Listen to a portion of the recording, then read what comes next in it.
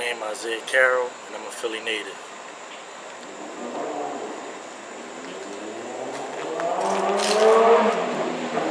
Yo, peace and one love. This is DC, the Mad Lyrical Wolf, coming at you right now behind the scenes, talking about a hard-working young man. Philly Natives, episode 4. A hard-working young man. And it was my nephew. It was with my nephew. I really enjoyed working with my nephew.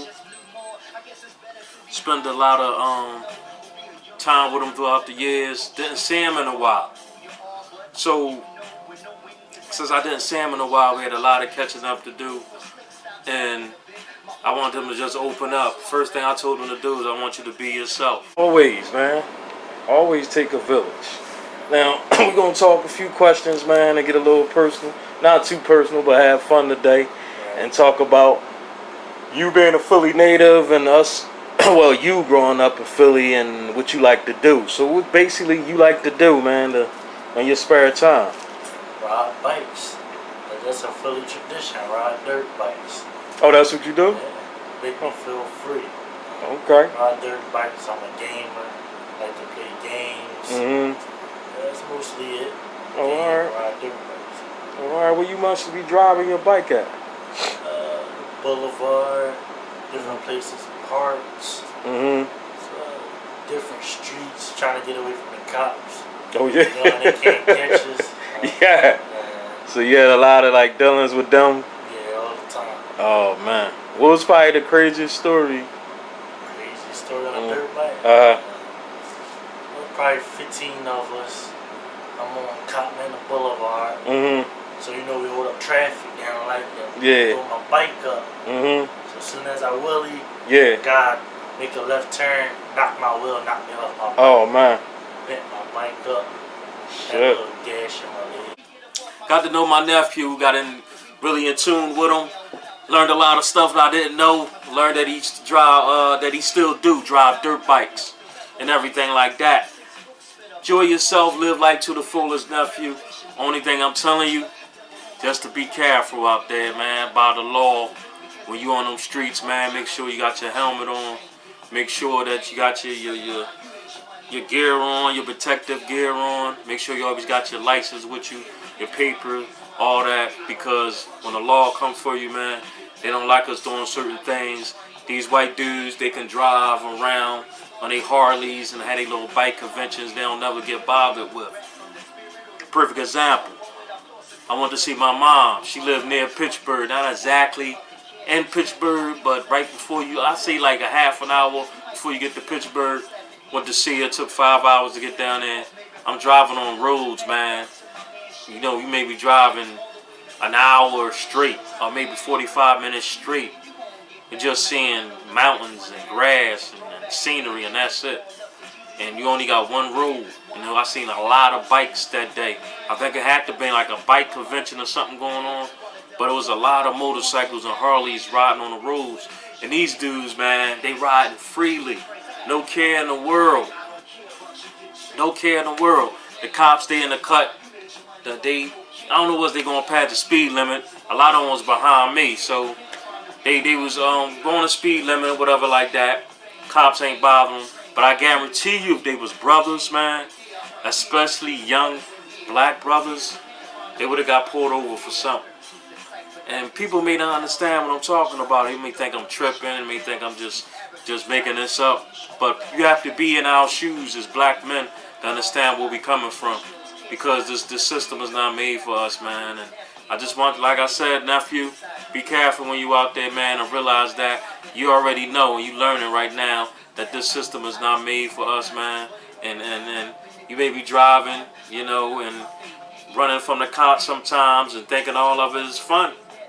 As you younger, that's what young people do. You know what I mean? But I don't want you getting locked up, messing up your life, you know, getting a record for some scandalous stuff that could have been prevented, hanging with the wrong people at the wrong time.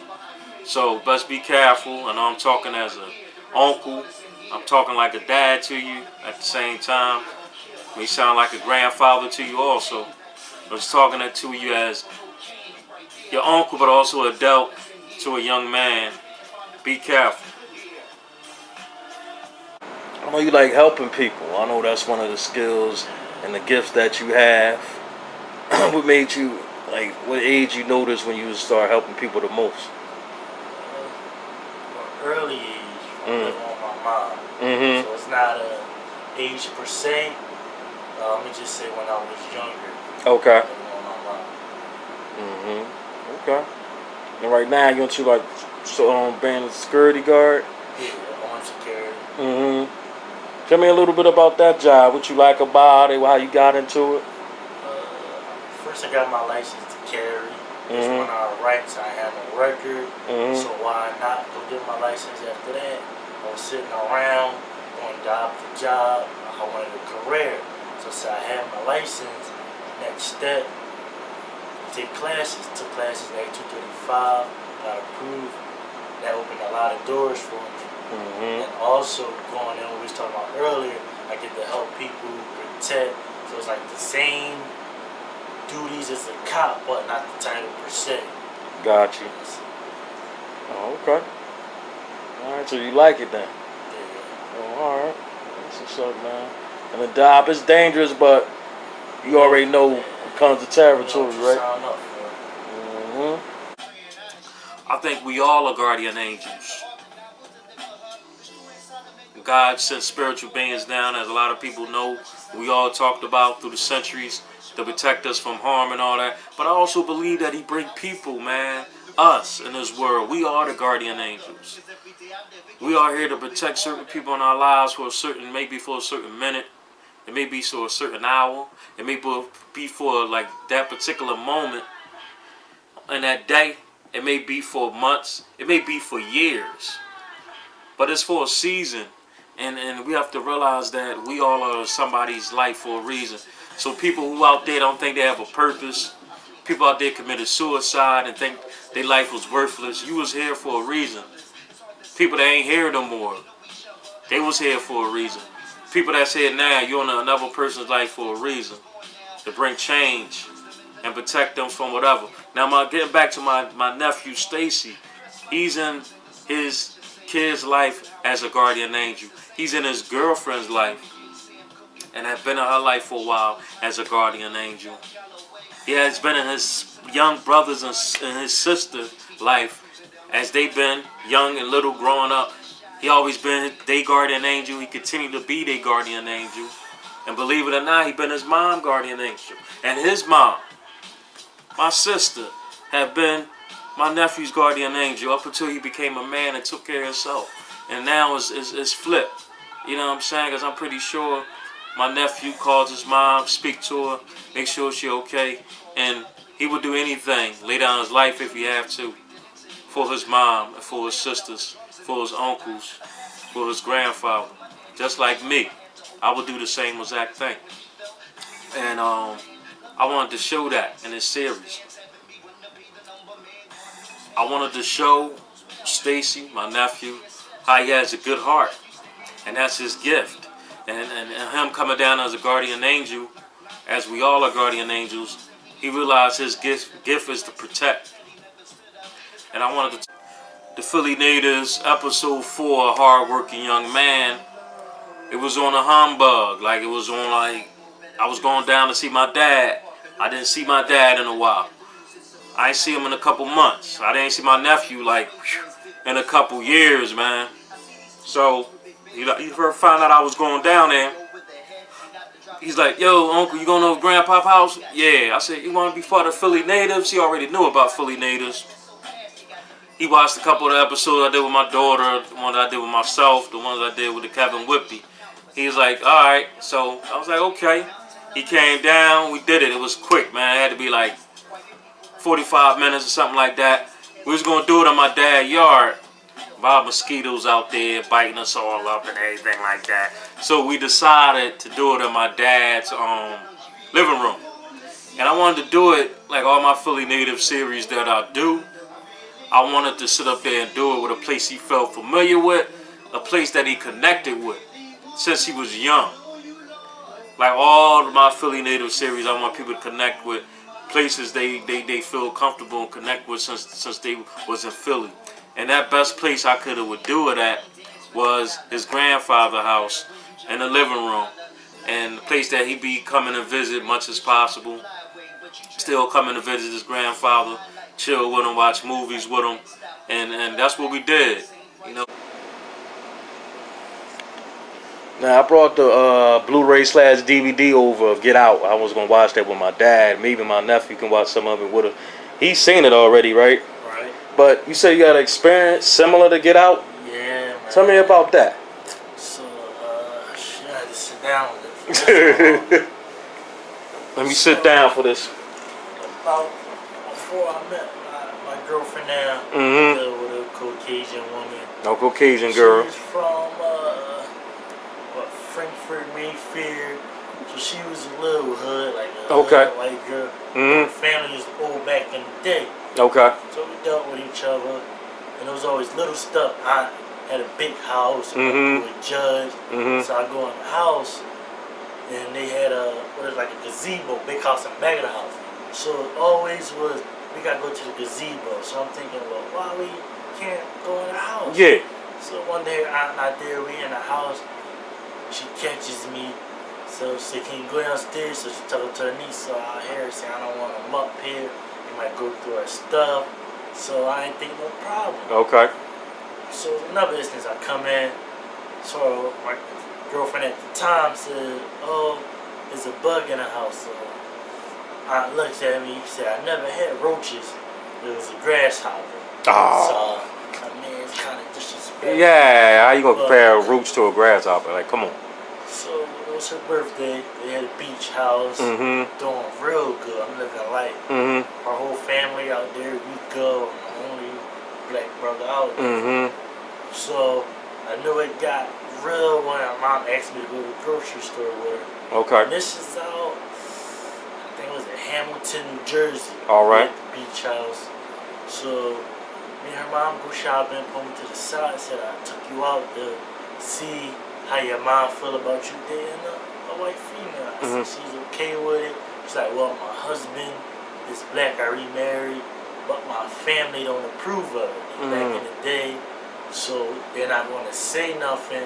But if weird stuff happen, I'm like, in advance, it's because they don't approve of African Americans. So yeah, at the beach house, she has a cousin, so I'm sleeping in the bed with her. They got their own sections.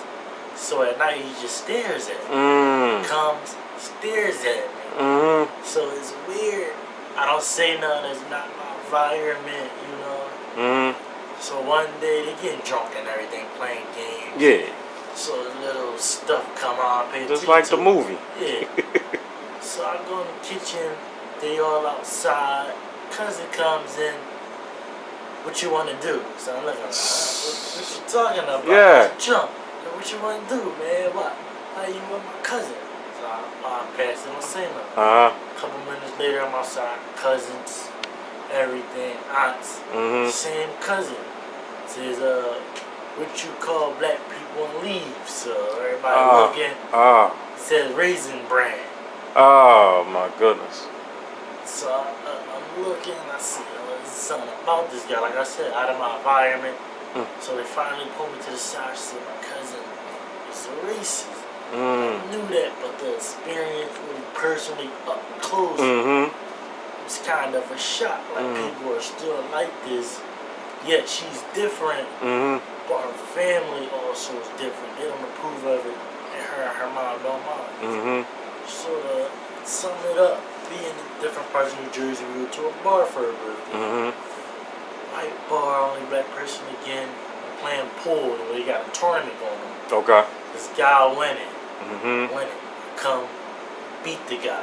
Gets mad, I put my hand up, shake my hand. So, and leaving, guy said something to the mother, get in the car, mother comes to me and said, he didn't shake your hand because he said he don't mind losing, but not losing to a nigga. Oh, shit.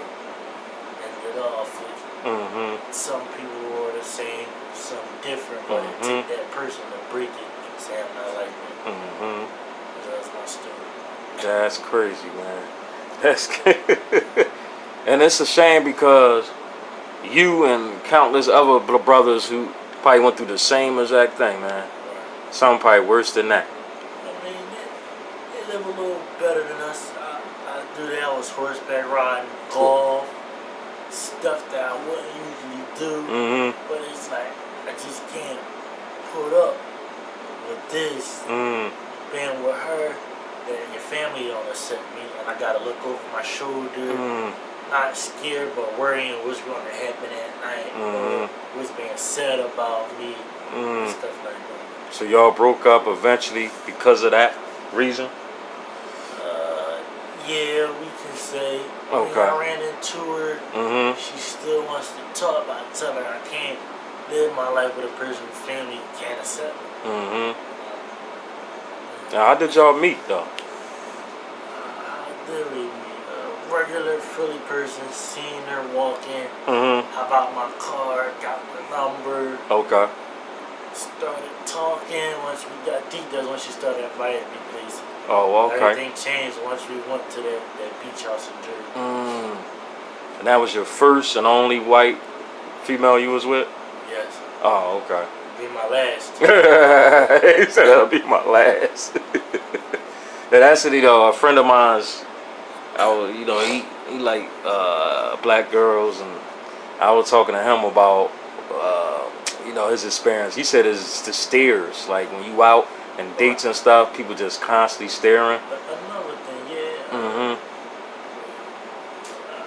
Damn, got to go back in there. Irish, she Irish. She Irish. Okay. Went to an Irish Day parade out there. So I said, let's see how many black people we can count out. So I mean, some, like I said, it was good. Some ain't mine, and then you get the stares. Their eyes, I know they saying, "Why she put him?" Man. And you can feel it. Right. Yeah. Some people. I don't mind being the strong individual I am, but it get to that point where it's like, I don't want this weight on my shoulder. Yeah. And to me, like, you have to be above a strong-minded. Like, you gotta be able to block that out. And that's not hard. That's not an average thing somebody can do, just to block it out automatically while you hearing little stuff being said and all that. Like, you gotta be real deep into that person, man. You have not to care. But you know what's the crazy thing? I don't know if you know this or not. Do you know the movie Get Out? Yeah. The Jordan Peele director? You know his girlfriend, or his wife is a white woman, right? You know that? I kind of figured that. From the movie? Yeah. And the way he was in Key and Peele, Uh-huh. how he stereotyped the black person. That's something I liked about the show. He always went over and beyond when they act out the African American. Oh, he did? Yeah. Oh, okay. When I found out, I was like, wow. And then, like you just said, I was like, yeah, it kind of makes sense. Plus, he seemed like the type of dude that would mess with a white woman.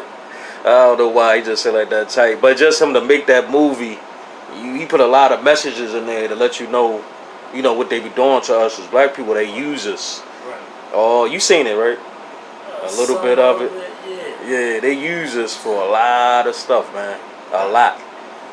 They cherish us a lot. Our abilities. Yep. They want to be like us, but yet they don't want that. They don't want to live our lifestyle.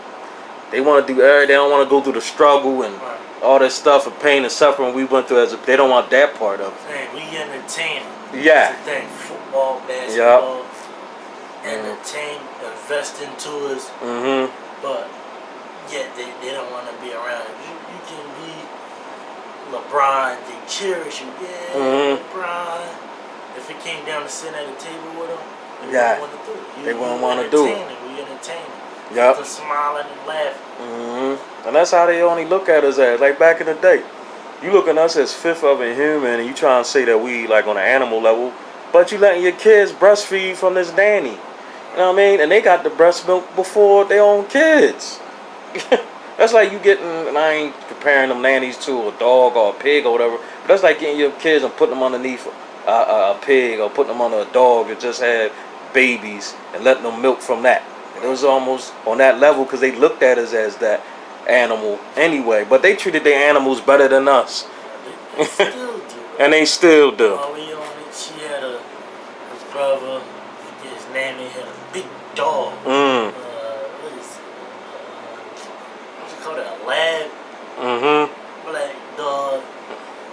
might sound weird, but I think the dog was kind of racist. He said the dog was racist. They can input that. It might sound Yeah, weird, yeah, but yeah, the yeah. dog bark at me and Yeah. somebody else come down the block. But every time I come, it's roof. Yeah. They wrestling with the dog, big dog, jumping on it, arm around the dog, neck. But if there was any other dog, I would have bit him. Yeah. Kissing the dog in the mouth, sleeping with the dog. So You're right about that. Because they can train their dog to do anything they want. So they could be training it, like put up a picture of a black person or, you know, like a dummy or something and attack that. And that's kind of weird. Every time I come in the house, the dog bark at me, trying to bite at my leg. They walking it down the street. Occasional person come, dog. They don't say nothing. Yeah. It's always was me. Yeah, like anybody with a darker tan, they don't like. And that's true, man. Like, that could definitely could be that factor. Also, I wanted to show Stacy, man, in the middle of the episode. I wanted to show the most dearest thing to him, which was his mom. And that's the one that kept him on his guardian angel in his life, that kept him on a narrow path, that kept him out of all the harm and everything on the streets, and it could have just swallowed him whole. She kept him on a narrow path, and that's why I told him to pick up the picture at his grandfather's house and hold it up, showing her graduating, her accomplishments, and what she'd been through, to make sure that he had, and him and his brothers and sister have the life that they got and live comfortably without no worries of the world. She had to further her education to do that, to make a better life for y'all until you became a man and took care of yourself. So I wanted to show that. I wanted to show the picture of him when he was little. You know, so I had him show a little picture of him when he was little. And I focused back and I showed it in his grandfather's living room.